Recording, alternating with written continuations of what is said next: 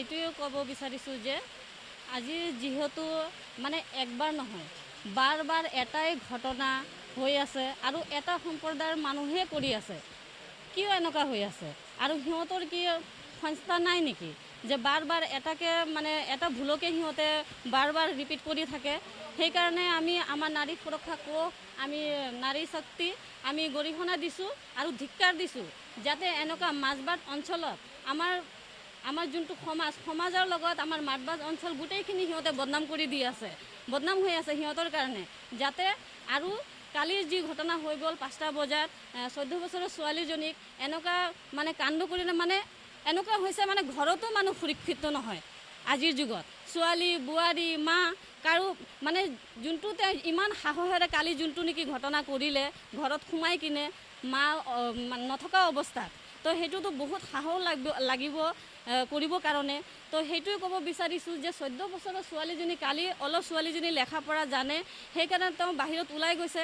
যদি তাৰ জেগাত বেলেগ ছোৱালী হ'লে হয় তেনেহ'লেতো ভয়তে সি একো কৰিব নোৱাৰিলে হয়। যিহেতু তেওঁ ওলাই কিনে আকৌ তাৰ পাপাক ফোন লগাব দিছে কিন্তু মিস্ত্ৰীয়ে মানে ফোন কৰি দিয়া নাই। তাৰপিছত তাৰ মাকে আহি যিখিনি কৰিব লাগে কৰিছে আৰু আমাৰ প্ৰশাসনেও আমাৰ লগে লগে যোনটো নেকি এৰেষ্ট কৰিব লাগে সেইখিনি আমাৰ প্ৰশাসনে আমাৰ লগত আছে, তেওঁ আমাক সহায় কৰিছে, তেওঁ গ্ৰেপ্তাৰ কৰিছে, যিখিনি আইন লগাব লাগে লগাইছে। কিন্তু তাৰ মাজতো আমি কৈছোঁ যে অলৰেডি কৈয়ে থাকে আমাৰ চৰকাৰে কৈয়ে থাকে বেটি বাচাও বেটি পঢ়াওক, কিন্তু আমি সুৰক্ষিত জানো?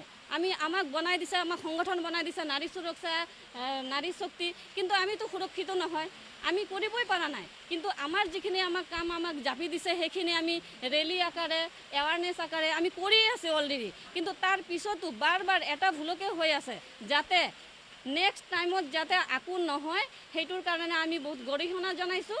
আৰু যোন মনো আলি তেওঁক কঠোৰতকৈ কঠোৰ শাস্তি দিয়ে যেন সেইকাৰণে আমি আমাৰ চৰকাৰ আমাৰ প্ৰশাসন আমাৰ জিলা পৰিষদ চবকে অনুৰোধ জনাইছোঁ যাতে কঠোৰতকৈ কঠোৰ শাস্তি পায়।